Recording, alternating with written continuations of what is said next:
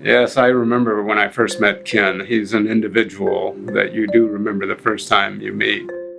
I found out pretty quickly that Ken knew more about New Orleans than I did, and I had spent most of my life there. I was born there.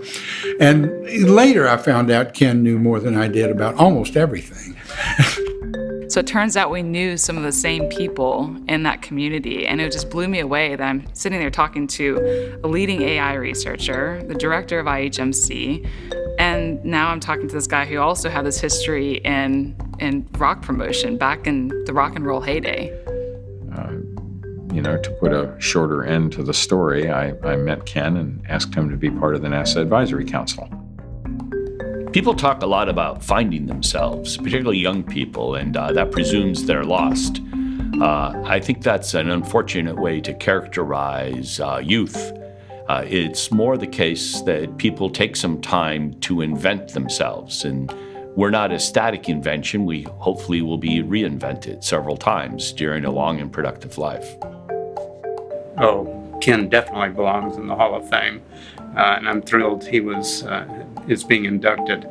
Again, his creativity, his entrepreneurship, his ability to challenge and then develop new and novel things. That is an inventor. He's the consummate inventor.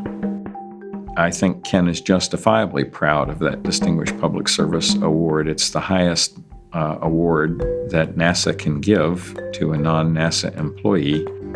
The body of his lifetime work in the field of artificial intelligence is something that, especially in today's time and going forward, makes him a national resource, makes this institute that he has founded, the IHMC, a national resource. So I didn't know how big it would become. The one thing we did know was that sooner or later, the Institute would have to move off the campus. There just wasn't space for it. And the second thing was that eventually it needed more autonomy. It's really hard to be innovative, entrepreneurial, and live in a university. So we knew that was coming. As IHMC evolved, thinking of AI as amplified intelligence, thinking of our role then as not sort of a replacement for humans, but rather developing technology and science that would extend human traits, human cognition, human resilience, human locomotion, and human perception. That led us into broader areas. We've been including biological means of human performance improvement to the mix. So originally the means were all either computational or electromechanical. And so now we're also looking at biological means ranging from nutrition to exercise technology to pharma. In general, we're interested in increasing human performance. The idea of bringing machines to enhance human performance in so many ways was just exciting. And frankly, I was proud that it was in Florida. And I do think, of all the things he has done and contributed to society, the founding and development of IHMC is his greatest accomplishment.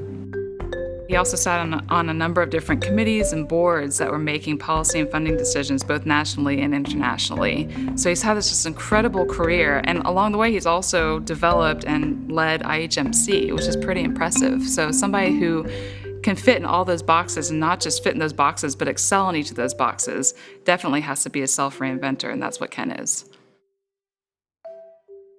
Attitude is everything. Live a passion-driven life. I like to rejoice in the extreme unlikelihood and fragility of my own existence.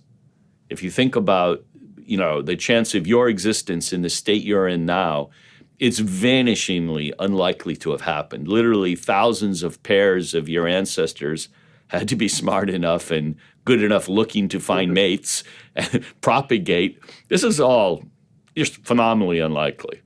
And I love all that about the story.